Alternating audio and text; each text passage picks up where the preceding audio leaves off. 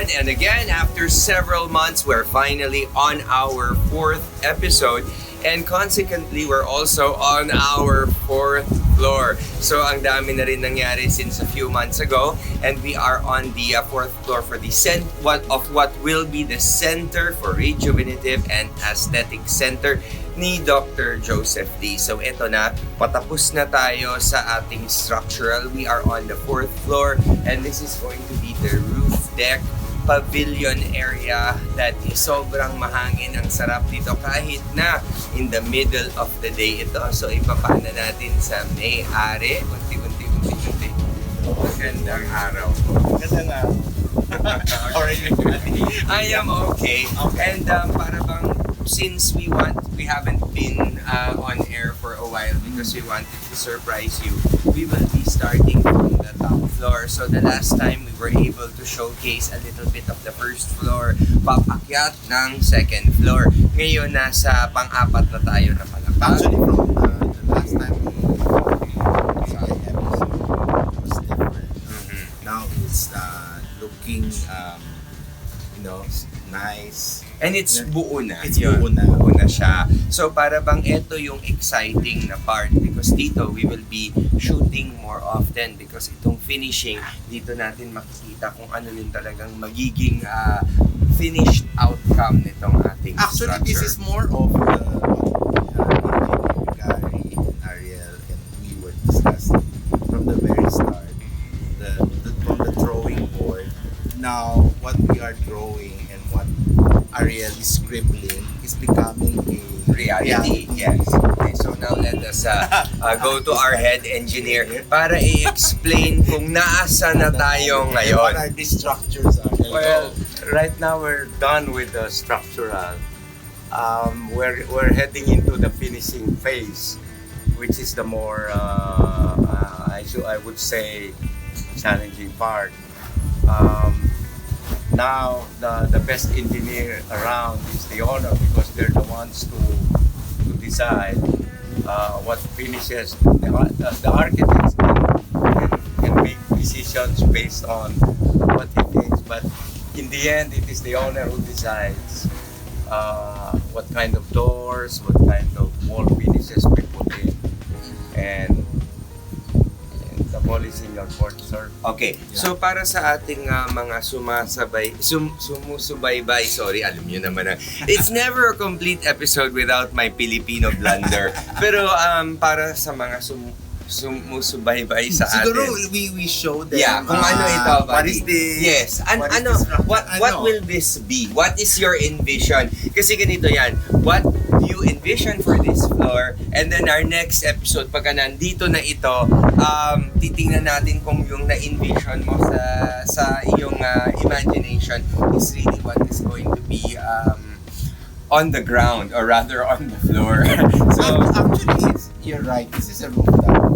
One is we have to imbibe the environment, which is the fresh air. That's number one. And this is a big space, not so clustered for people that like friends like you would come and have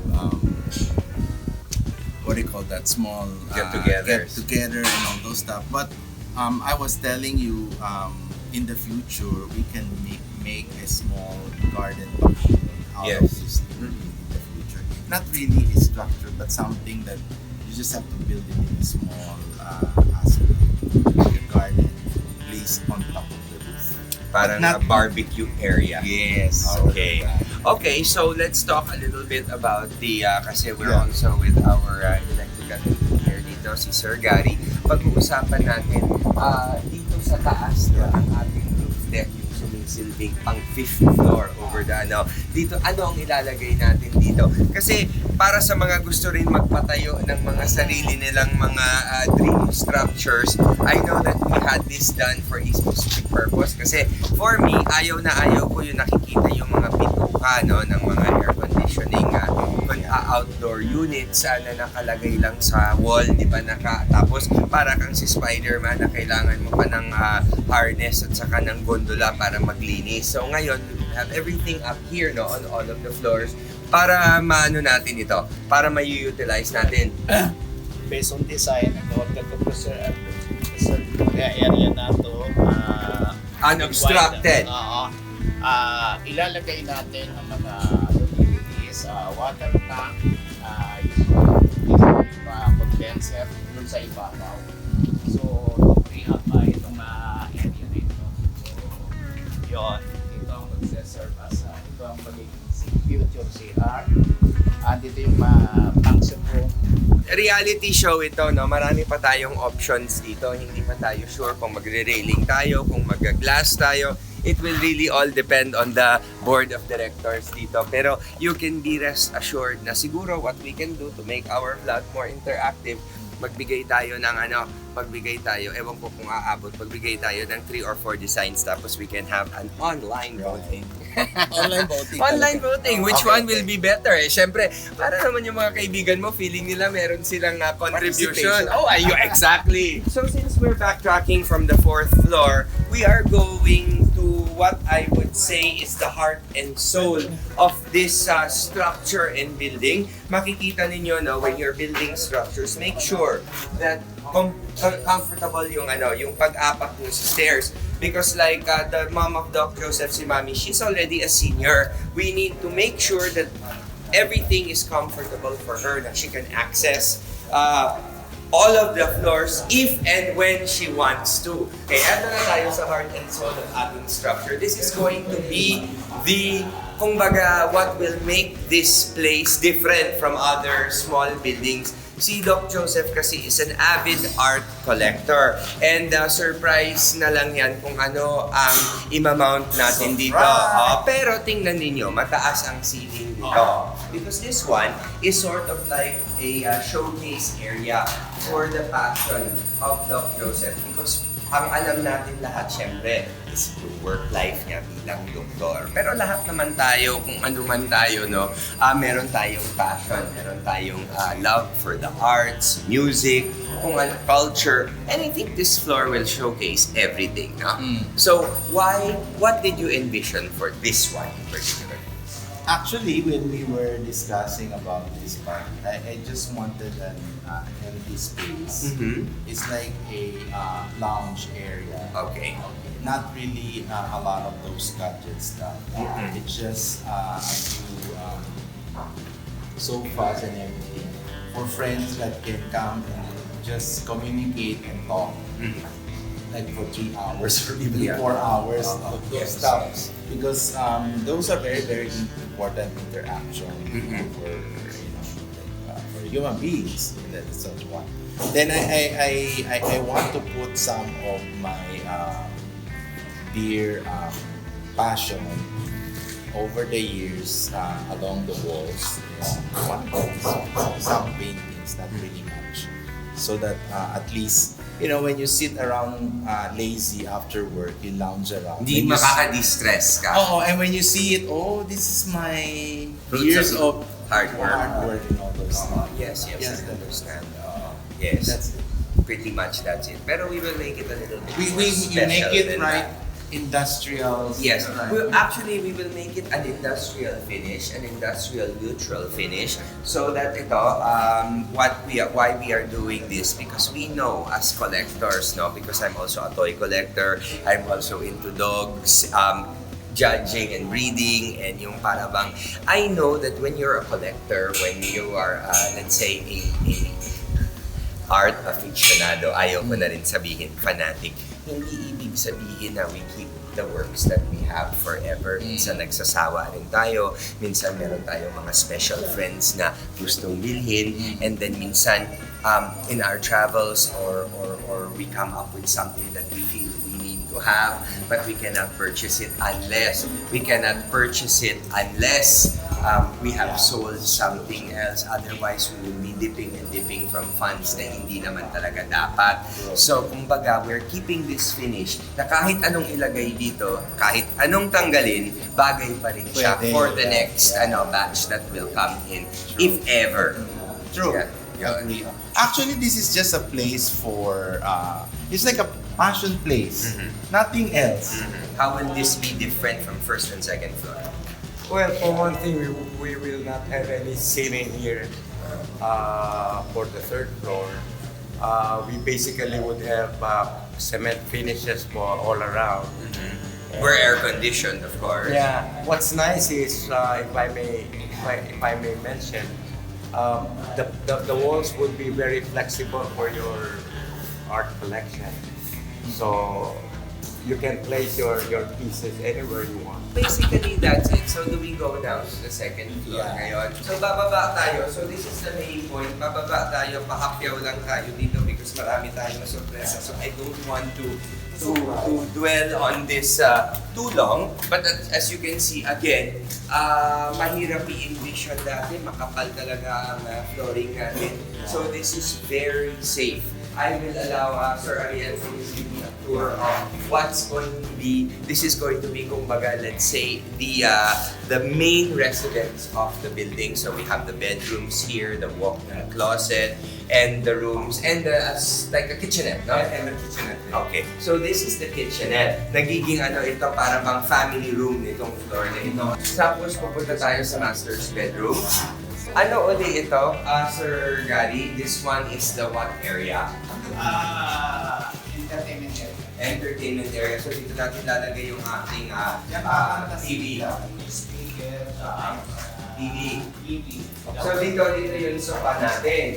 Because we're also an avid art fan. So etong mga walls na ito, marami din itong artwork. Okay? Ito rin ang ating plano ngayon.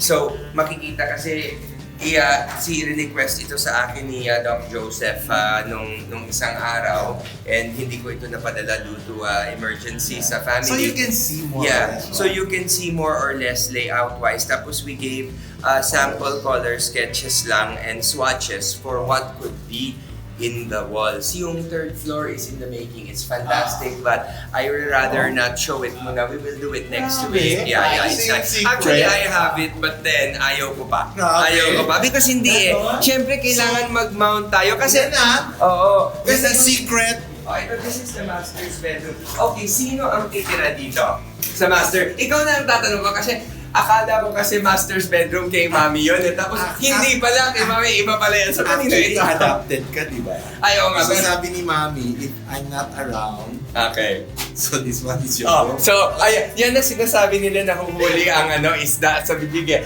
I'm not around. Meaning to say, Stop, Josh. This is the master's bedroom. So makikita natin, this one is obviously, it's quite big, no? This is the personal shower and washroom over here. May tubo. Muntik na yun. God is good to me. Hindi ko nakita yun. And then ito ang This is the shower room. No, this is the Oh no, sorry. That's the shower. This is the walk-in closet. walk-in closet. Walk-in closet. So dito mo ilalagay yung mga damit mo at saka Okay. May I ask, how often do you plan to stay here? Para I know also kung kailan ako, joke. Yeah, I'll give you a space. I'll give you a space for your clothes. You can put parang a sitting Of course, Papa. This is going to double over as a dressing room also. Tapos ito ba yung alam ko na nag-uusap tayo na meron space dito para mag-shoot for your channel, buddy. Saan ba yun? Will this be upstairs? Third floor. Third floor. Third So floor maghahanap and clinic. Okay, third floor and clinic. So para bang the two angles of your life. So let's go now to the floor of the clinic. So as you can see, rough pa lang ito This is just very kumbaga in painting terms, napaka abstract pa natin dito. But as you can see, as we go down, mas marami tayong gawa already. Ito yung first floor. So this is the clinic. This This one, is the I think, barracks. my brother's office. Okay, this one. This will be the equipment room. Okay. So, the This is treatment the room. treatment room. Saan yung clinic proper dito sa dulo? Yeah, both. Both. Actually, initial plan was this one is the treatment room. This one is the conference room. So anytime this can change from treatment to treatment. Kasi as if the one who will be bringing the machine wants to put 2 or 3. oh, suddenly. Ito yung reception, tapos meron kaming magandang design para Yeah, dito. dito. I think Troy has already sent it to me. Ito yung sinasabi ko, Sir Gary, na meron design na nakita si Doc Joseph. You see this? This is an idea of what we made. This is, see, for the second floor, ito yung entertainment area.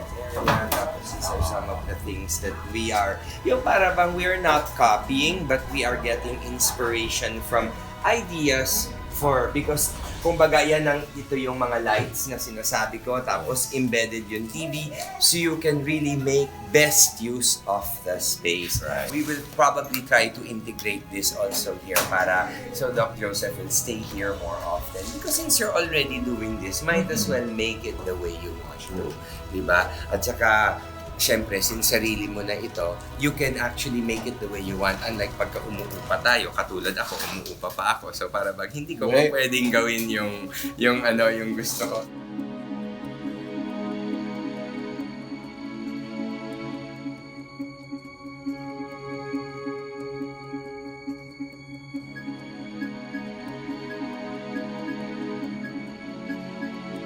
Okay, so we good?